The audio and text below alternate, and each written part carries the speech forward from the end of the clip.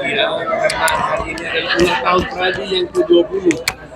Dan nggak terasa 20 itu bukan lagi ABG ya, sudah dewasa dia kalau 20. Jadi kami melaksanakan ulang tahun ini di tempat ini di kantor kami sendiri dengan sederhana, hanya potong tumpeng, ya kan? Tapi duanya semangat, duanya besar, duanya meriah. Kiranya Tuhan mendengar doa kami agar Pradi ini tetap maju ke depan dan bisa meningkatkan kualitas advokat Indonesia sehingga Pradi dapat berbakti kepada masyarakat, bisa memberikan pelayanan hukum kepada masyarakat, ya. Karena selalu prinsip kami ini, Pradi ini bertugas untuk meningkatkan kualitas advokat Indonesia dengan tujuan untuk memastikan berjalannya hukum di Indonesia dan menegakkan hak asasi manusia, dan kemudian juga menuju pencapaian keadilan dalam arti dari hukum, sehingga kita harus bisa membantu pemerintah untuk memastikan adanya akses keadilan bagi masyarakat. Itu yang penting. Pak, suka dukanya Pak selama 20 tahun kan tadi Bapak bilang jeripahnya Bapak pakai duit sendiri, biaya sendiri semuanya Pak. Selama 20 tahun akhirnya 20 tahun Pradi dikenal oleh masyarakat, membantu masyarakat. Ya, pertama kali kan Pradi ini kan berdiri kan nggak ada uang, ya kan? Dan bayangin satu organ negara, Pradi ini kan organ negara, independent state organ. Tapi karena dia independen, maka meskipun dia organ negara, dia tidak dibiayai oleh negara. Jadi bayangin dari nol, tidak ada uang diberikan oleh negara, oleh siapapun. Jadi kita membangun ini dari nol, dari bantu teman-teman dan uang sendiri. Saya membuka cabang dengan teman-teman ini, berangkat ke daerah pakai uang sendiri, ya kan? Kemudian juga pergi ke luar negeri untuk memperkenalkan Pradi ini ke luar negeri, ya kita juga pakai uang sendiri, semuanya uang sendiri, ya kan? Jadi tapi lucu ya, jadi ketika kita buat sendiri semuanya betul deh, ya.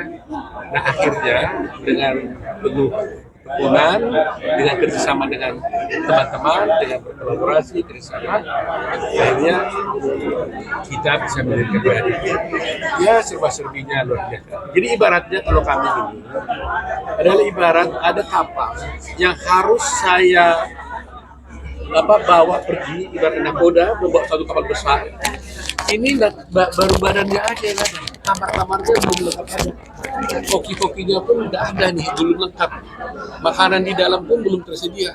Tapi kapal ini harus saya bawa berlayar sambil kamar-kamarnya diperbaiki, makanan dicari dari mana-mana, mungkin harus cari mancing ikan di laut dan sebagainya sambil berjalan, karena saya nggak bisa nunggu kapal ini jadi dulu baru jalan, waktu berjalan terus. Jadi meskipun belum jadi kapal ini, kita layari dan akhirnya jadilah sekarang sempurna lah. Ya, secara fisik kita sudah gedung-gedung, fasilitas sudah terpenuhi, anggota kita sudah, struktur organisasi sudah berjalan, segala tugas-tugas yang diamanatkan oleh undang-undang, yaitu melaksanakan 8 kewenangan itu kami sudah laksanakan. Yang mewajibkan kami berperintah kepada undang-undang kepada kami adalah untuk melaksanakan 8 kewenangan, melakukan penyelidikan, penanganan advokat, ujian advokat, membentuk dewan pengawas, komisi pengawas, membentuk dewan kehormatan, pengawasan terhadap advokat. Itu semua adalah amanah daripada undang-undang advokat yang sudah semuanya kami laksanakan dengan baik. Pak, masa itulah yang kami syukuri dengan usia 20 tahun ini. Terkait dengan wacana Tantangan penegak hukum di Indonesia saat ini. Tantangannya khusus advokat adalah biasanya adanya paradigma dari teman-teman yang lain berpikir bahwa prinsip single party itu tidak perlu. Saya bilang undang-undang advokat kita kan masih single party. Nah, kedua saya sudah jelaskan bahwa yang penting sebenarnya tujuannya untuk mendirikan single party ini adalah untuk mencari keadilan, untuk kepentingan Pradi. Tidak ada urusannya dengan kepentingan Pradi, untuk kepentingan keadilan. Nah, tantangannya penegakan hukum adalah kalau advokatnya tidak berkualitas, dia tidak akan bisa menjalankan hukum itu dengan baik. Kalau dia tidak menjalankan hukum dengan baik, maka berarti yang merugi adalah rakyat. Saya selalu ingat dengan kata Pak Prabowo, kita harus berpihak kepada rakyat. Apapun polisi, apapun kebijakan yang dilakukan oleh pemerintah, selalu harus berpihak pada rakyat. Itu yang disampaikan oleh Pak Prabowo kepada saya. Dan itulah juga yang dilaksanakan di peradilan. Apapun yang harus kita jalankan dalam proses ini harus berpihak kepada rakyat. Kalau kalian berjuang pada setempat, itu adalah keberpihakan kepada rakyat. Jangan sampai ada aturan yang tidak berkualitas sehingga merugikan kliennya. Kliennya itu adalah masyarakat. Jadi oleh karena itu kami akan berjuang terus demi kepentingan pencari keadilan, bukan kepentingan peradi itu sendiri. Pak Oto, terkait dengan wacana undang-undang advokat, Pak, masukan dari Peradi gimana, Pak? Ya ini saya kira itu sejak dari dulu kan kita sudah beri masukan ya.